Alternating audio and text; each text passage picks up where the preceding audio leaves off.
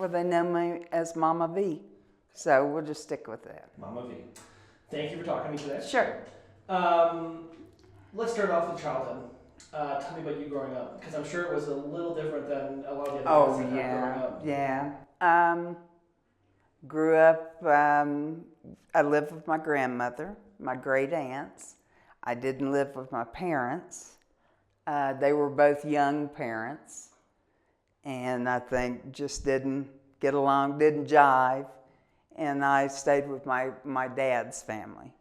And so it was a lonely childhood because I kind of grew up by myself with older women, because when I was, I want to say 5-ish, they were in their 60s. So it was a good thing, though. I believe it was a lonely thing, and I did get to see my parents, but just, limited, until I got old enough to make that decision. The grandparents didn't drive, so that made it, we took the bus, public transportation, and I learned a respect for older people, which is good because now I'm an older person. Well, I was going to ask you, like, that perspective must be so interesting of growing up with people who, like oh 6 yeah, years your senior, like what kind of perspective did you gain from that? I gained, let's see, that's a good question. I gained a perseverance, I should say. I never quit, because one of the aunts owned her own restaurant, and she was a widow, and she did it all by herself. And so I got to see tough ladies. Of course, then they weren't, they're 60 years older than me, being like me having a baby now. Oh my God. They didn't have the perspective, they didn't have the shepherding a young girl through teenage years. They didn't have, they grew up in a different time where they had 10 or 11 brothers and sisters, and you just fought to get something at the table to eat, But I never wanted for anything. They didn't have kids. The only one that did was my grandma, my dad, and my uncle. So they were good, but it taught me to be independent, and it helped me make me who I am, I guess. I was a loner. I loved music, listened to a lot of music growing up. What kind of music Reader. What kind of music do you play? Sorry. Classic rock, rap. I'm a big Eminem fan. But not, sorry, not. Oh, not then. Okay, not yeah, then. no, sorry. Then it was just rock. It wasn't classic because it was then. Yes. Pop. Michael Jackson. So they were pretty progressive for music-wise. Oh yeah. They'd let me listen to whatever I wanted to. They did what they called watch their stories, and the soap operas and things like that. But it became challenging when I was in school because I couldn't go like everybody else. But I had great friends that included me in things, and that helped me along.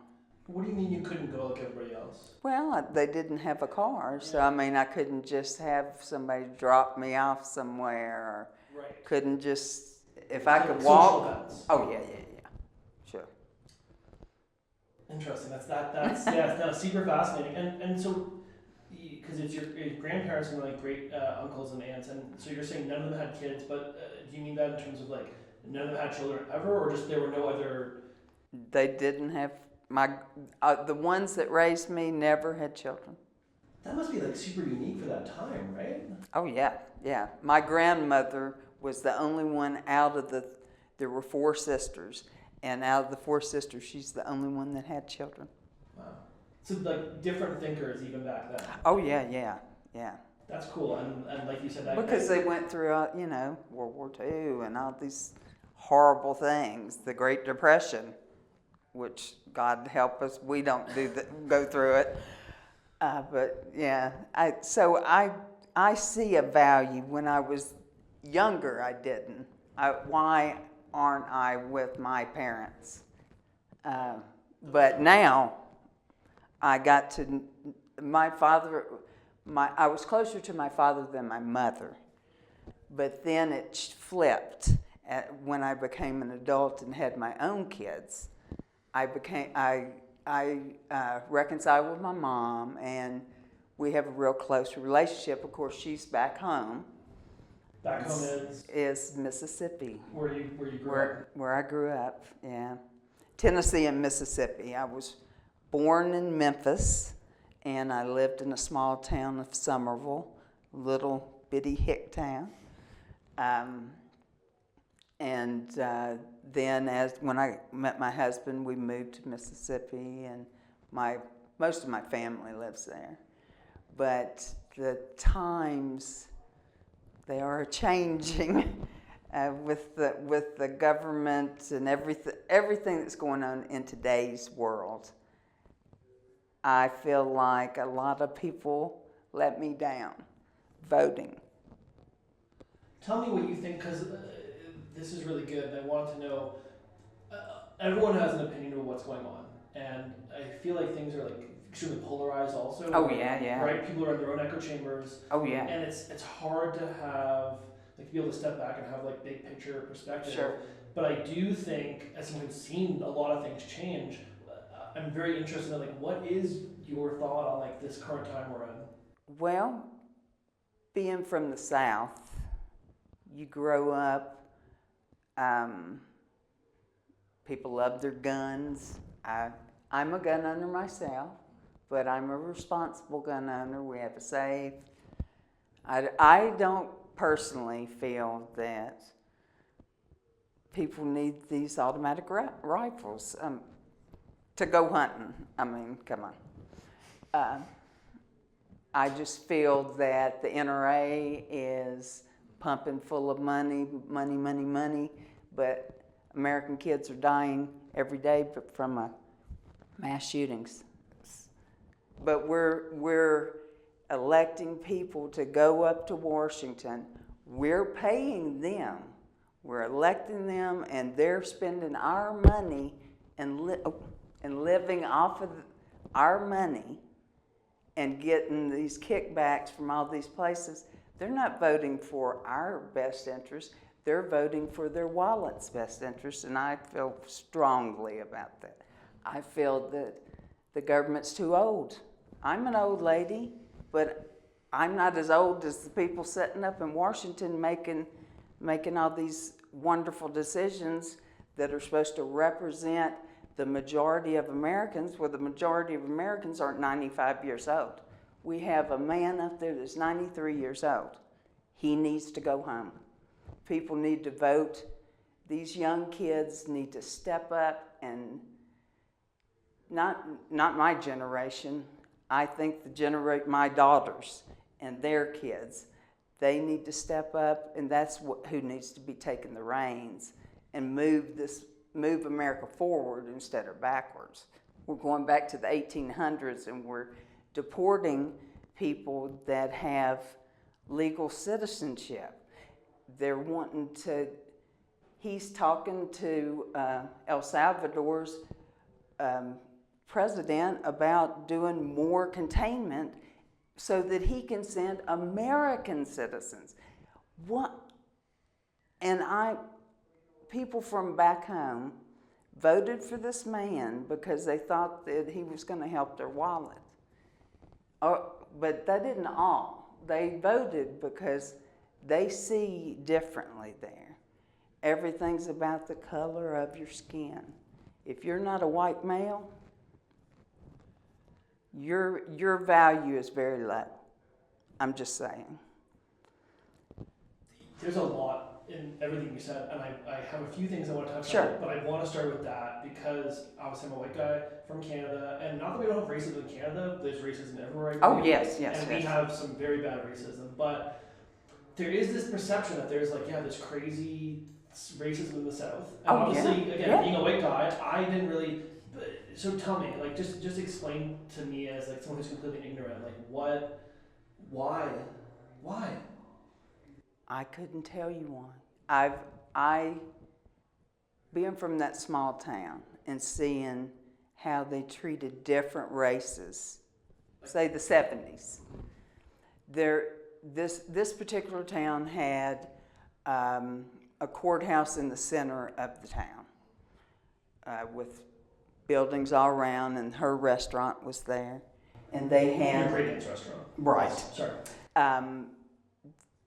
The town kept a gentleman. He was an African-American gentleman that had been mistreated when he was a little boy. And they let him sleep in the basement of the courthouse. That's how different times are. And they called him Dummy George. I can remember that as a little girl. He would come over and my aunt would feed him anything he wanted. He didn't talk, but he knew her and she treated him well. And I grew up around all different nationalities. So I didn't understand how people could be that way. But yeah, they gave him the keys to the courthouse, and that was his job. He would lock the courthouse every night, and he slept in the basement. So I saw how they treated black people different. As a kid, I saw that. And she was, my aunt owned this restaurant that was kind of all the little, since it was such a small town, all the lawyers and judges, politicians, everybody came there if they were running to shake hands and kind of grease the wheel. And I have seen them sit around a table and talk about just things that shouldn't be talked about as a kid. And then to grow up and have kids of my own. My father was the biggest racist there was, him and my grandfather. He N-word this, and he was horrible. Of course, he was an alcoholic too, but I digress. But I saw him at the end of his life. I took care of him the last 6 months, change and realize that it wasn't like that.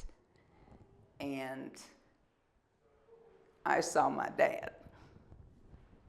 What do you think changed in him? Because that's so, yeah, sorry. A lot of it was, of course, drinking. I don't know. He just, he was in hospice, and we had, he was horrible. When we first took him, we found him in deplorable conditions. He was living with a girlfriend, and she was feeding him liquor every day. And she even went away to a different state on vacation and left him in, he was in like a hole sitting in his couch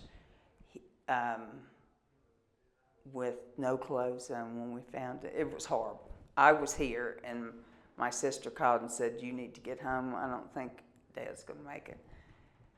But he did. He made it 6 months after that. The first month, horrible.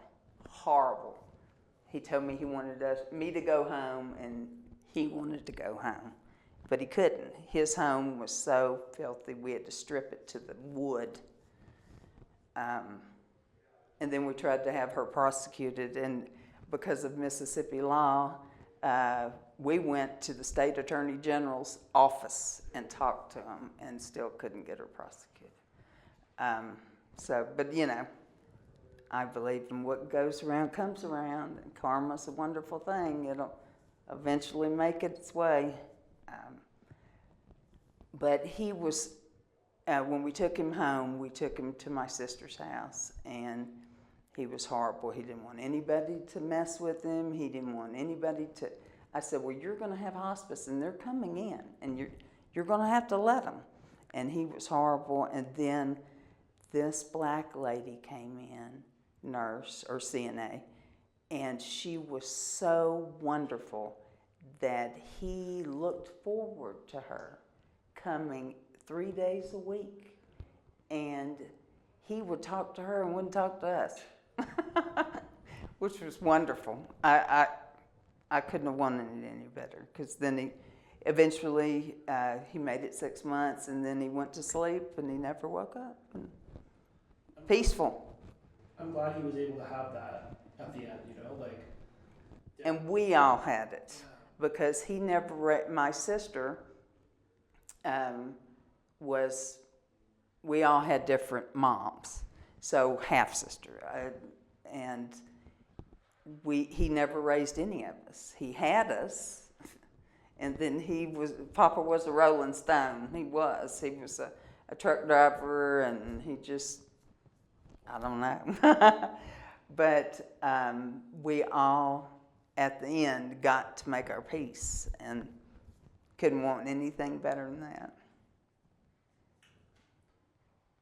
Tell me about guns, because you were talking about that, and I thought it was very interesting, this like dichotomy-ish, where you have a gun, you say that you're a responsible gun owner, and you also recognize how, like, I don't know if corrupt is the right word, but it feels like it, where it's like this country, because it's so corrupt. But guns are also this inherent part of your, like, literally your it's not the Charter of Rights, it's called the Constitution, thank you. Yeah. Like the Second Amendment, right? Yes. So they are big with and my husband's a big one.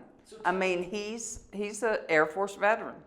His dad was retired Air Force, did 35 years in the Air Force, and we lost him due to COVID because of a jackass that couldn't manage COVID. He didn't get his 21 gun salute. He didn't get. He got a bulldozer digging his grave, and one person at his graveside. He didn't get his. We don't have the flag yet. We're working on that. I mean, he did 35 years. He was involved. He was under house arrest when the Shah fell. He was in Iran. I mean, he did a lot of things. He was a great man, and I miss him every day. What does that tell you about the military? Like, is the Air Force, but that's all part of the military-industrial complex. What does that tell you about that? That they would do that?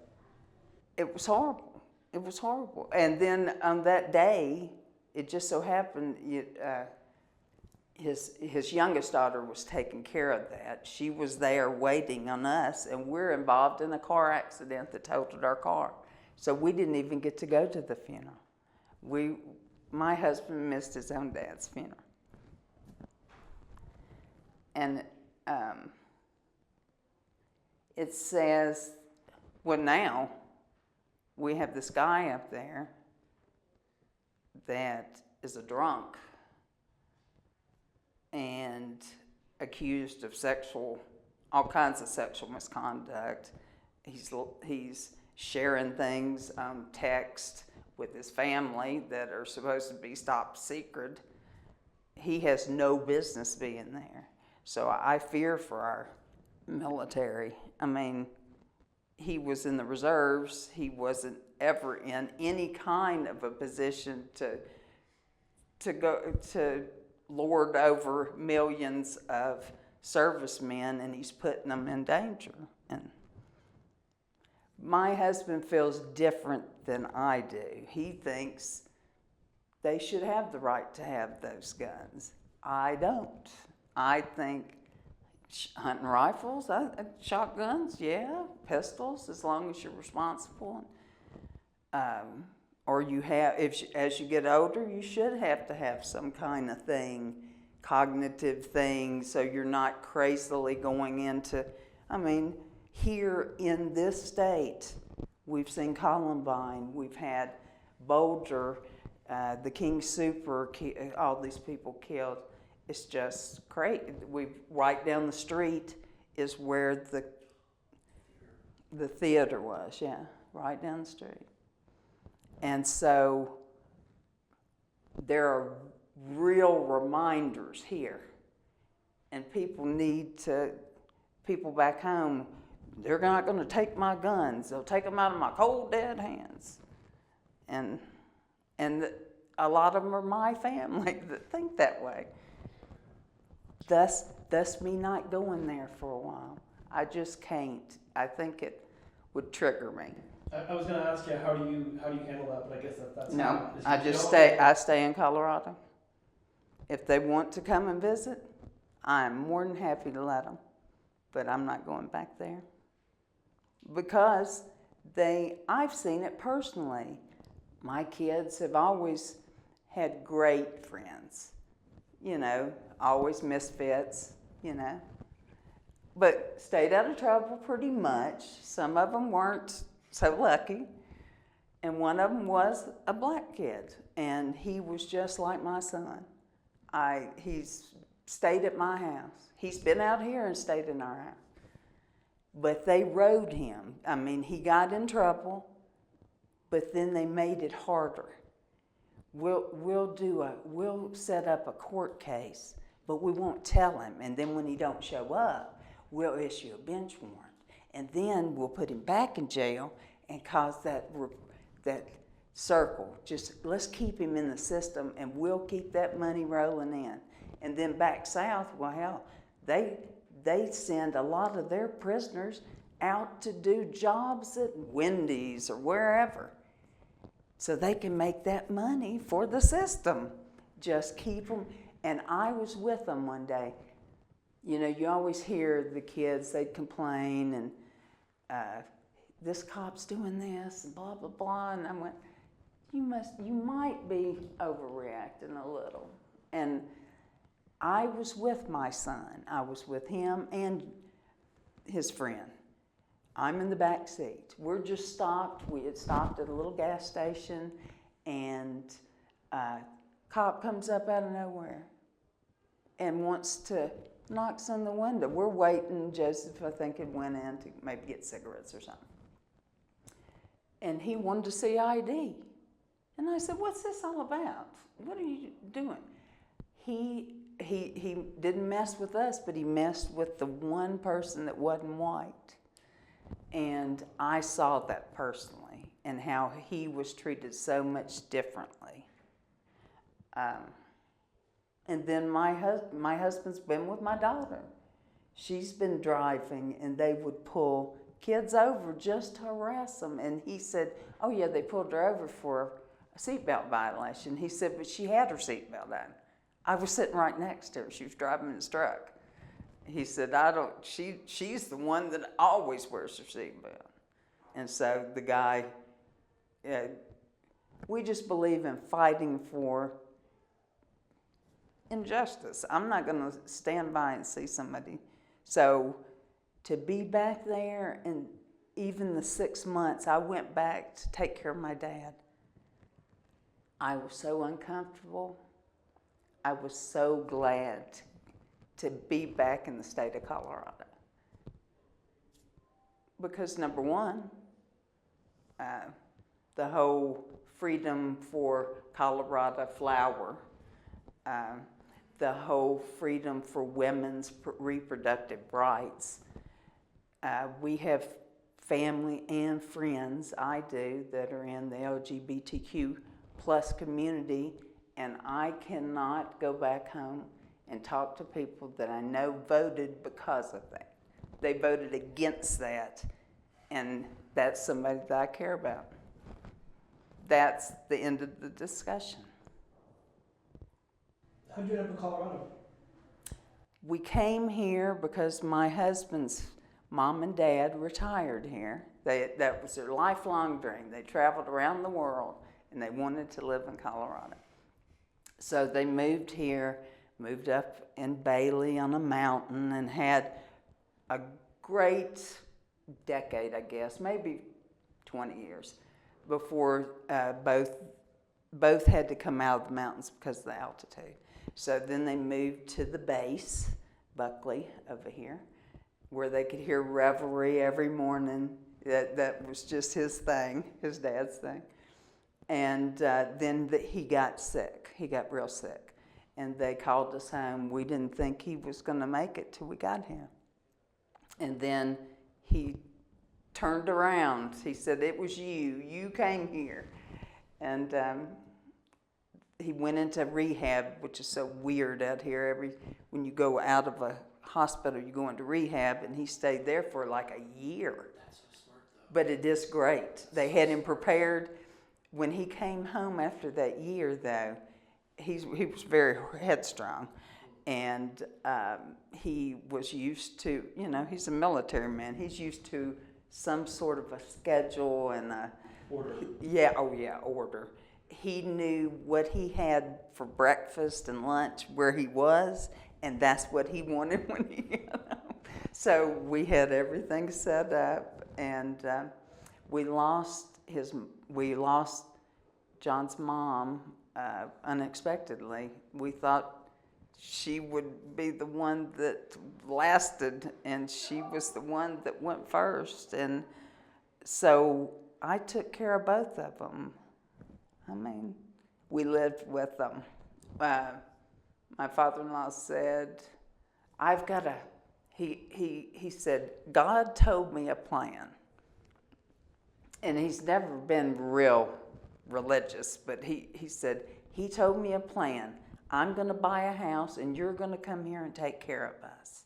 And so we did, and then as soon as we did that, they started, they were older. They made, my mother-in-law died on their 63rd wedding anniversary. She went to the hospital that day, and she never came home. And so we decided we got here, and then my husband said, "Well, once we take care of my parents, we're going to go back," because my mom still, or both my parents at the time. But then things started rolling as far as society itself, and then What year was this? Let's see. His dad died 2020. He died July of 2020. He had went to the hospital, and nothing was wrong, and they sent him home.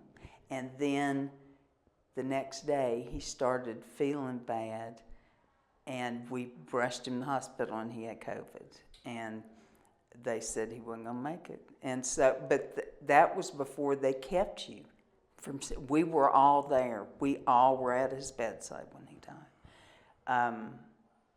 Well, not when he died. He said he called us in, and he said, "I just want y'all to know that I want to go home and be with Mom."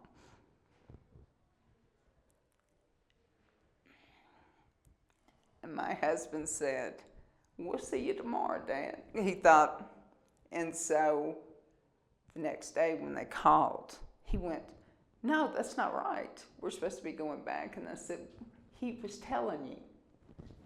And he just didn't want to hear. So then we thought, are we going to keep the house? Well, then we were locked down, but then. And are we going to keep the house and stay here or what? And I said, I'm not going back home because, number one, we have really good interest rates. So I'm not selling. And so now it's just making, then he got sick, then John got sick. And I lost my job. I quit my job to go and take care of my dad. When I came back, it just seemed like no matter how much you apply, they see that 60 and go, yeah, I don't want to. But they see that 60, but like for instance, I went and applied at a job that my daughter has. Customer service, been doing it 50 years. Went in for the interview, no problem, had a great interview, didn't get the job, fine. Applied again I applied a few times at the same company. They're Canadian owned, I might add.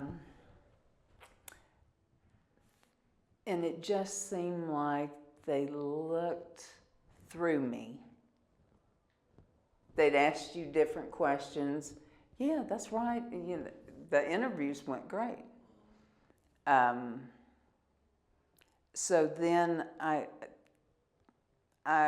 just told my husband that I don't know what else to do. I mean, that's Twitch.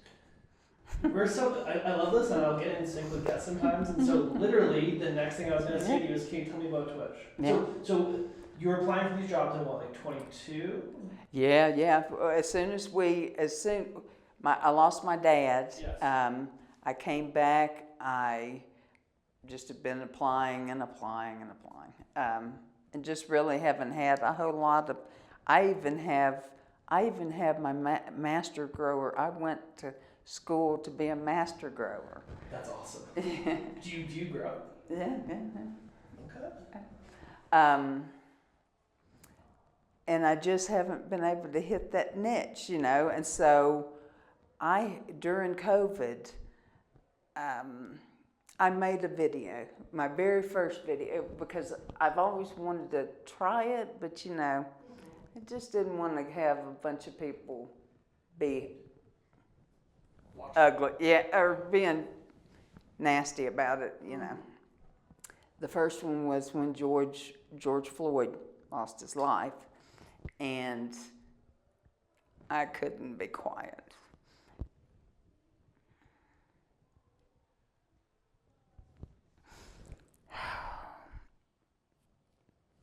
I couldn't see how anybody could sit there and watch that man die and not say anything. So I did. I went to YouTube, made a video in tears, and then I went on about my way. And I thought, well, it wasn't so bad. I didn't have anybody say any bad things. So I just went on about my business, and I like to game because I have most of my life. I mean, Pong. We were there when it started. I mean, people discount us old people, but we were there when it was crappy. And now you're reaping the benefits from us. Come on. So I've kind of, over the years with kids, I'd game with them. We'd play games, and even as we've gotten older, my daughter, I said, Dead by Daylight, that seems kind of crazy. And so I took a liking to it, and now my kids think I'm crazy, you know. So in Dead by Daylight, you go into just random matches with random people. And one day I'll go into this match with this person named Sid Coletti. And he, at the time, I had a different gamer name. It was I'm Old, Don't Be a Jerk. And he said, he made a comment about it. And then we just started talking. And he is a wonderful man. And then I would go to his stream and I would watch, and I was just so encouraged by the way he talked about things that he believed in. And I thought, well, if he can do it, I have a unique perspective. I'm an older person. I can tell you things that you don't know. And so he encouraged me. And the very first stream, I was so nervous. I thought I was going to throw up. but nobody sees me right now. I'm on a console, so today will be the first time they ever see me. So it made me a little nervous. I was a little nervous and a little sick before I thought maybe I won't eat anything until after we do this. But it's okay. Yeah. Just the unknown. Talking's never been a problem, but I realize I have I'm a woman, I'm an old woman, and I'm an old woman gamer. I think that more people my age should be a little more open. I have met some of the most incredible people, and most people discount it as brain rot. They're just watching a bunch of junk, but it isn't. It is not that. I teach every day. I said, well, we're not going to be brain rot. You're going to learn something. If you watch gaming, that's fine, but we're gonna have some sort of a discussion. So we do riddles, we do a word of the day. Now I'm teaching them like slang from the 70s, words that they've never heard of before. So, but and then people started coming in, and that was so amazing to me that many, and most of them are younger than me. Oh God, yeah. I'm in the minority in a world where it's a young world, and to be included is amazing. That anybody wants to hear what I have to think about anything, amazing. And you have great thoughts. Like I was personally drawn. So Sid obviously put me on. Oh yeah. But he puts me on to lots of people. He's like, oh, this person's cool. You should go watch this person. But when I sat in your stream, and it's like the conversation that was happening, I was like, wow, this is super. I cry a lot because I get passionate, and it just makes me. Well, I'm not the one that thinks about what somebody else thinks about me. I could care less. I know what I believe, and I'll stand by it all day long. And if it's something I believe in, I will fight all day long, like all this bullshit going on right now. But I do think it's so true though. You have this like super unique, like I don't even want to call it a niche, but it's just like this super unique like take on everything in terms of the Twitch stuff and how you put that through your lens, because obviously like everything you create is like super personal, and like I said, I was immediately drawn to just those unique things you're doing where you're like, we're going to expand our minds here, we're going to talk, and we're going to have real conversations about things. Uncomfortable, a lot of them, but necessary, because I realized that when I talked to people back home before the election, all this mess, and heard just how much they were drinking Kool-Aid and weren't getting the other side of it. They were getting that narrow vision, just like my husband sometimes. He watches certain things. I said, you need to watch some of my stuff because you're only getting what they know you like. They're not giving you the real deal. And he's a very intelligent man. I said, let me tell you some things. And some of the things I told him, well, of course he didn't like, because he's getting Medicare age, or he is. I said, well, we need to set one up. It might take us a year to get you to a place. It's insane. But now that I know that I have friends up in Canada, I'm just saying, if I need to. Gotcha. You know what it is. What about Discord? Because I've talked to a lot of people, and we I think all kind of concur that like they're these two weird things that like they exist separately and yet they're in this crazy symbiosis where they don't exist in as grand an aspect without each other. So how did you get into Discord, and what do you think about Discord? Discord is odd for me because I haven't ever, like my daughters always say, she'd do Discord maybe for us to game because she'd be downstairs, I'd be upstairs, we could hear. So I had some sort of, but it's so heavy now that I'm getting better. By checking. You're not the only one. You're not the only one. Trust me. By checking all the things, there's so much. My thing is technology. I'm really struggling, but I started when my first job was on a manual typewriter. I mean, Jesus. I've seen the word processor. Then we built our own computer, had friends build our computers, in the 80s and 90s. Now you've got these crazy looking things.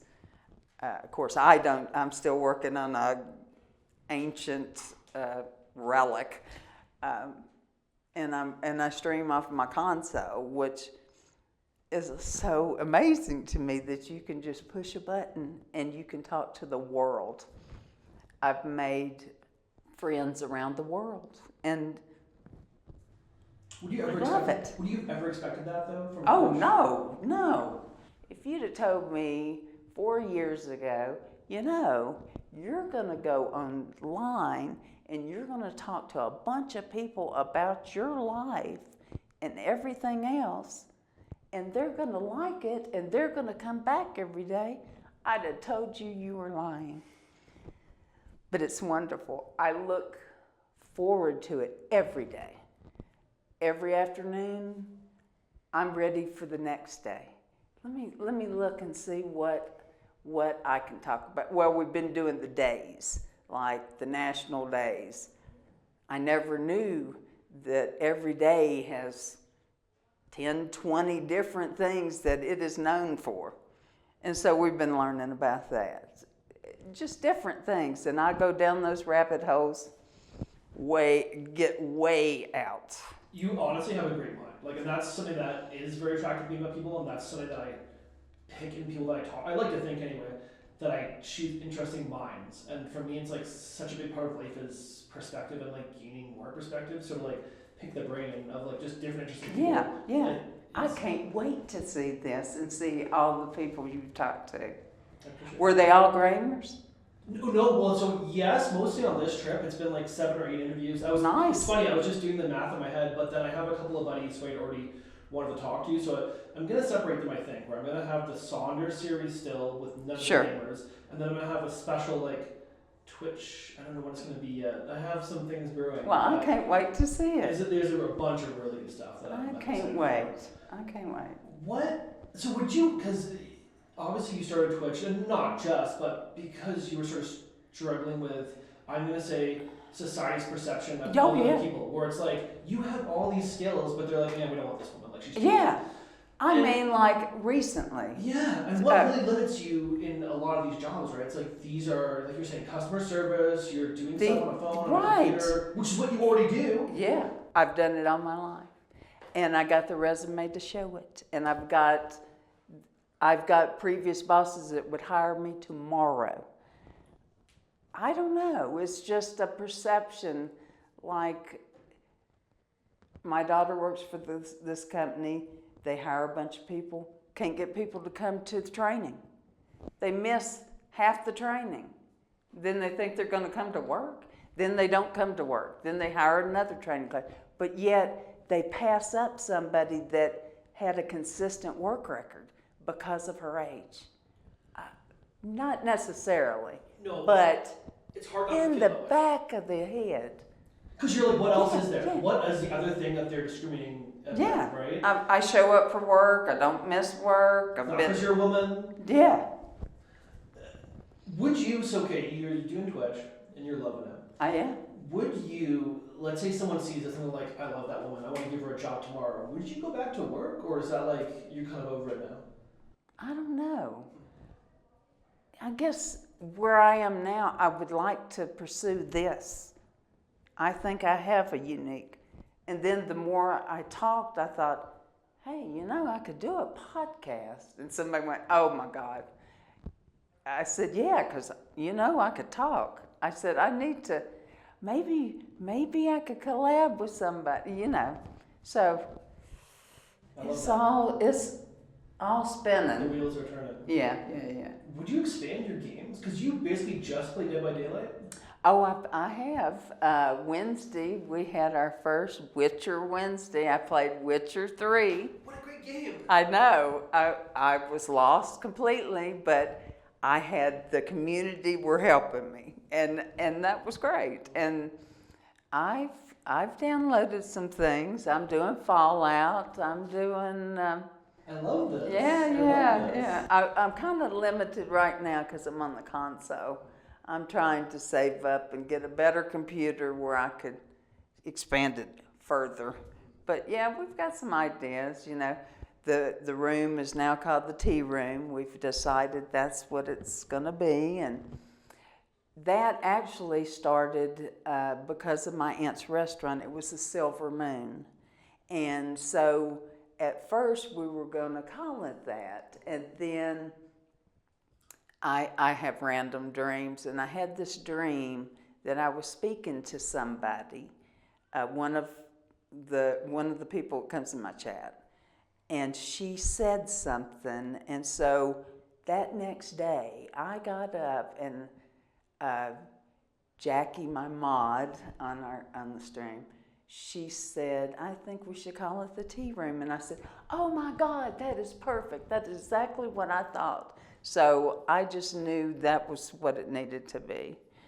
And then I decided that I'm old, don't be a jerk, needed to retire for now, and I needed to be MamaV, who I've always been, for my kids, friends. I mean, we were the family that they hung out. Everybody was always at our house, at the Vaughns, and yeah. So I mean, definitely. Look, I'm old, don't be a jerk. It was oh, funny. yeah. It was funny, but it's easier for me to chat MamaV than being like, I'm old, or like, don't be a jerk, like, you know what I mean? Oh like, yeah, people get real uncomfortable with that, and it made me happy sometimes because I don't know, what do I need to old? Yeah. And then I have some that do call me. They call me Goldie Oldie or whatever, and they said, oh no, now I got to start. And I said, no, I'm a mom. I answer to anything, but. Yeah, we're going with MamaV. I love it. What do you want to tell the world? You have a platform right now. You can say anything. What do you want to tell people? Because sorry, not to, but you. I really did come here because you've got a great breadth of wisdom, and obviously you've lived like a crazy life. But, oh yeah. I think that'll be really beneficial. I just think that the world is in a unique time right now. We've got all these countries that are going to or dictatorship, ours included. It's an unsettled time to be an older person, really, especially with the market. They're not looking for older, reliable. So we have to put ourselves in that place. And me being on Twitch, a young kids game. Oh, there's some old ones. I've been watching them. I think we need to fight for our place in this platform, and I intend to. I'm here to stay. And why shouldn't you, right? It's a big platform. I'm a fierce woman, and we're just going to keep on rolling on, aren't we? I almost want to end there, but I want to ask you one last thing. Sure.